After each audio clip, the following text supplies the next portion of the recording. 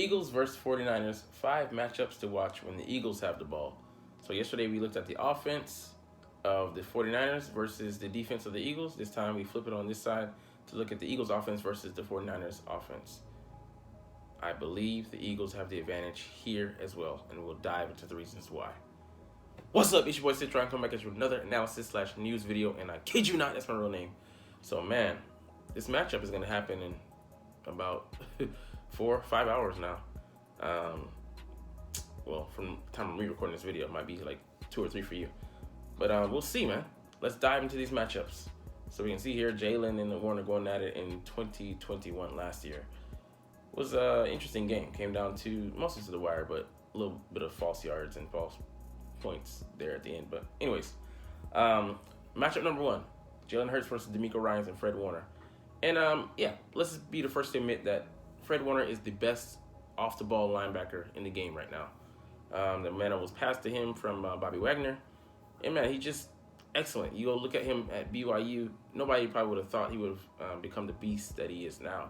But I'm sure there were some makings there. Scored 32 on the Wonderlic test at the combine, so he's always been an intelligent and smart player. This season, 130 tackles, 10 pass breakups, 2 interceptions, and 2 sacks, and he had a pick in the Cowboys game that Dak foolishly threw that ball down in the red zone nonetheless, costing them points and causing at least a 3-point swing. I don't know if they went and got a field goal off of that, but they'll very least stop in 3-2-7 points. We'll see, because they have that kicker that just fails. But yeah, you can see that, he understands things like route combinations, line blocking schemes, and when and where to shoot gaps. The dude isn't in full control out there. Yeah, he can, cover. He's elite. He runs a 4.62, but his game speed is faster than that. You can see here, CeeDee Lamb runs a 4.5, and he's running up the seam, and he just runs stride for stride with him. But, once he gets a hand on them, I kind of slowing that progress there. So it's a little bit less impressive for me there. But, of course, the linebacker keeping pace with the wide receiver. And, yeah, of course, you got to tip your hat. But, he was, I would say most other linebackers are not playing him that well because they just don't know the assignment. But, like you said, he was able to diagnose that play and see where, most likely CD was going to go. And also he played to his help. You see the safeties, or maybe a corner and a safety, converging there on the ball. So there were 3 49ers in the area when that pass clanged to the ground. But excellent coverage there by Fred Warner. So I'll give him that. Okay, let's see here. So yeah, they're going to try to confuse the offense, especially in goal-to-goal situations, like when they did week 2 of last season. They did a good job of disguising, but we know that Jalen has been a cut above, and the 49ers, they're the team that employs zone coverage the most in the playoffs, 90% clip rate, and Jalen has been excellent against zone coverage this year. He's stepped it up, so I'm gonna say, it's gonna be an all-day affair battle. It's gonna be a cat and mouse game, especially when you include the D coordinator. He calls the plays, but he's not out there on the field. But what other better field general than Fred Warner would you want out there executing your defense if you're D'Amico Ryans? So this one's going to be a back and forth affair. But also they're not including our coordinator, and as well as our head coach, Nick Sirianni, and Shane Steichen, who calls the plays out there on the field, as well as the audibles that Jalen makes to get us out of bad situations and such. It'll be interesting to see that battle. I'm not going to declare, this or that, there. I could say, you could say Fred Warner might get the best of us, but Jalen's going to put up a fight, for damn sure. And there's going to be so much, get into later. We'll get into with the read option there. We're going to make him think and freeze, because we saw early in the year when they played Atlanta, he paused some. So he's going to have to include that in our offense. And you could say Mariota's faster than Jalen, but man, he doesn't execute nearly as well.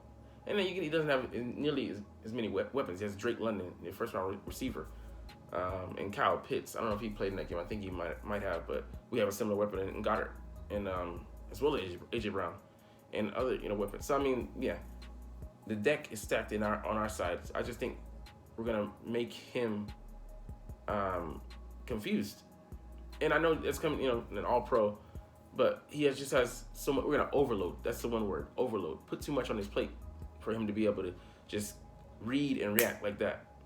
He hasn't seen an offense like this, a similar one. And they also struggled to stop Justin Fields, another mobile quarterback. So I like our chances. Like I said, this one I'll for the sake of just neutrality, I'll just call it a draw. But we will see which side comes out on top in about 5 hours. Number 2, Jordan Mailata and Lane Johnson versus Nick Bosa. Nick likes to switch sides to try and find an advantage out there, but I don't think he's going to find a weakness on either side. More likely to find it with Jordan, I would say a challenge, but with Lane, if he doesn't have any setbacks physically, shut down city. Dun, dun, dun, dun, dun.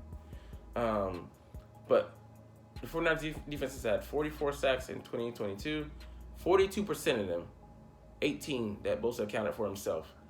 And it's very unbalanced. Is he the next closest guy with 5? And he's a DN. And he's solid. And he's an effort guy. But nobody else there. Like Eric Armstead on the inside. He's more of a pusher. Very great in, I think, in run support. But he doesn't really push the pocket. So it's been the Nick Bosa show. And compared to our defense, we did yesterday, but we come in waves. We have 70 sacks, including 5 against Daniel Jones last week to bring us to 75. It's spread out among so many guys. The most that we have is 16 by one guy, that being Hassan Reddick. And that still accounts, so I'm bad with math, so that still gives you another 50-something sacks. So where else are they coming from? They're coming from a myriad of guys. You can't just key in on one guy.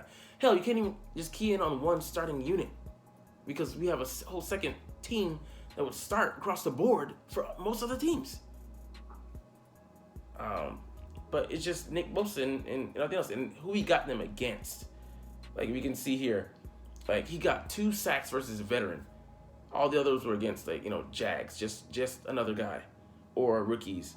And 2 of them weren't even deserved. Like they should have been called. Like he was offsides on one, and then he tripped the player with his feet on the other one. So yeah, how the ref didn't see those, I don't know. But all I see here is, unblocked. Okay, coverage sacks. I mean, those are like the defense and defensive line and the defensive backfield playing in unison. So I'll give you those. Of course, because it's still sacks. You have to still get there. But backup, rookie, backup. Hey, it isn't, color me isn't impressive. So, I mean, for him to win the Defensive Player of the Year award, it's a joke. Parsons, okay. But for Hassan Reddick not to be even in on the list, just disrespectful. I mean, we're used to that. It's a Philly thing. We'll take it and play underdog and use that as motivation. But it's ridiculous. It's fucking ridiculous to see that. So, like, his sacks didn't come against anybody impressive. And he has 0 thus far this postseason. He hasn't been able to get home.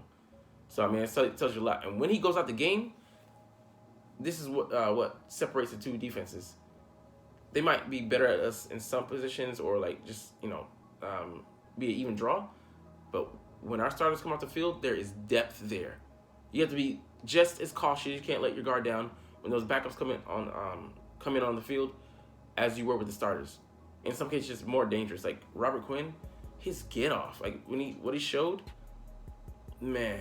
After that surgery, watch the out.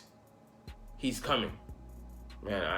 I can't wait for us to play against him. That O-line, especially that interior, is going to crumble with all that pressure, especially with the DN and D-tackle stunts too. Game over. So, I mean, it's just not really impressive, man. And, like, yeah, those 2 guys that, veteran starters, they gave up 9 sacks and 8 sacks each. Of course, it won't be a field day out there, but I love our chances in handling this pass rush from them. All right, so here we're looking at A.J. Brown versus Devontae Smith and Dumbledore Lenore. Yeah, he's gotten his hands. Lenore has gotten his hands on 2 picks in back-to-back weeks against the Seattle Seahawks and against the Cowboys. But yeah, both of those, I mean, like bad pass, and then also like with Geno. Let's see against Geno how the pick went. All right, so he's there at the bottom. No, sorry, at the top. Just a not a well-run route there. So let's see what happened with that pass. Looking from the end zone point of view.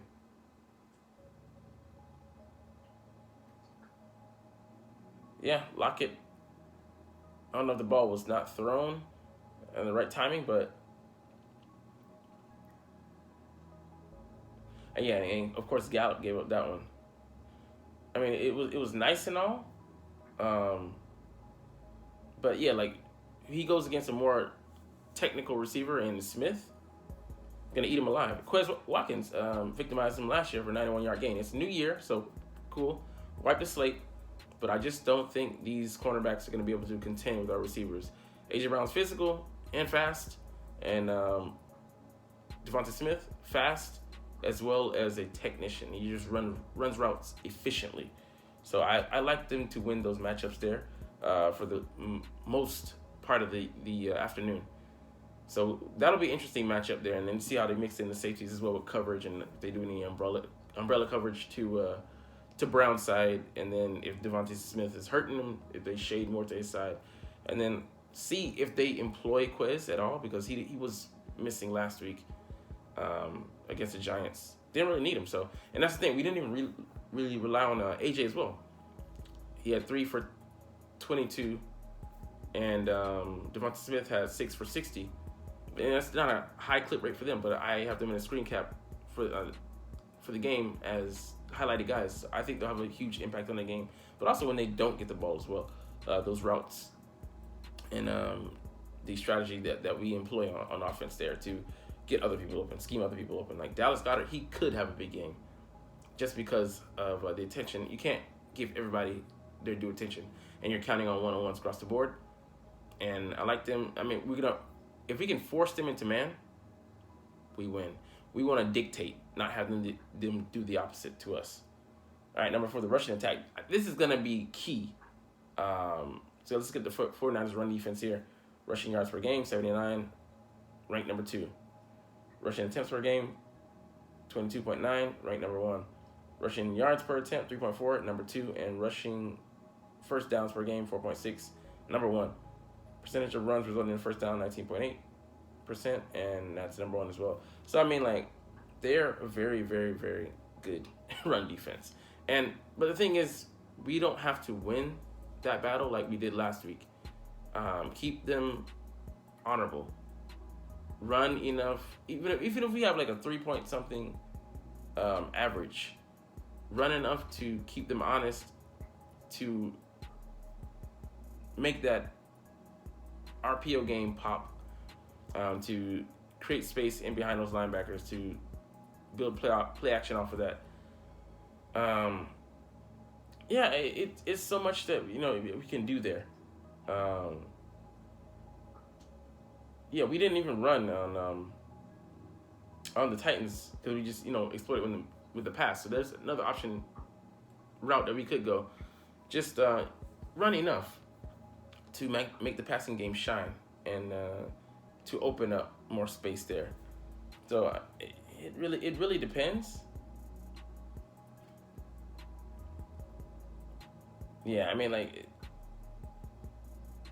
Mariota, like I said, they exploited them, and yeah, Justin Fields did as well, and they lost that game.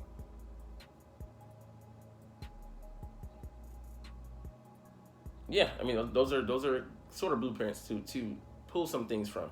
And of course, they're gonna scheme and try to change things up. Yeah, like I said, they're not good with depth. When they brought Bosa and Armstead off the field, that's when Dallas took their shots last week and tried to beat them over the top, and it was effective because they don't have that depth there. So, like I said, we can speed go into warp drive when they're off the field, and keep them effectively off the field for a good bit, and control the pace of the game there. And here, number 5, the Eagles ball security versus the Niners ball hawking. So they led the league in takeaways.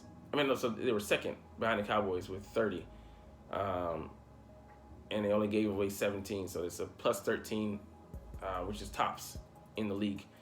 And yeah, I get it. They're tough, they hit hard, and they keep it simplistic, and they rally and game tackle. But last week we only had, it wasn't even a giveaway. We had a fumble, but it didn't really affect the game. But it was troublesome that Jack Stahl didn't really cover. He blew that assignment and allowed the end or linebacker, I forget which one it was, to blow past him and get that sack there, forced fumble sack, a strip sack to make Jalen drop the ball. But luckily it didn't affect the game. But yeah, let's just read this last part here. The Eagles are the more talented team in this matchup. That's what I believe.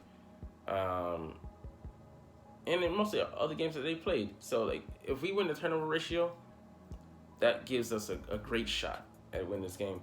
And I don't mean to be an anime character, but it feels like the only person who can beat us is us. I just think we've shown too much to not go into this one with confidence, with our head held high, and feeling good about our chances to do the things that we want and be able to dictate and be able to execute like we can. I feel if we just play to our abilities, to our strengths, and just don't. Just keep to our style, keep to ourselves. We'll come out and win this one.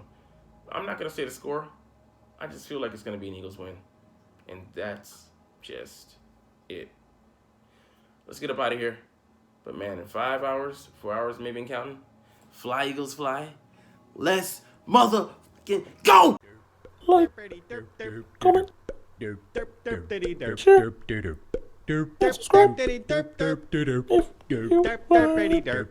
Thanks for watching. Check me out at Cintron, Cintron Anime, Cintron Life, or Cintron Laughs, or other social media.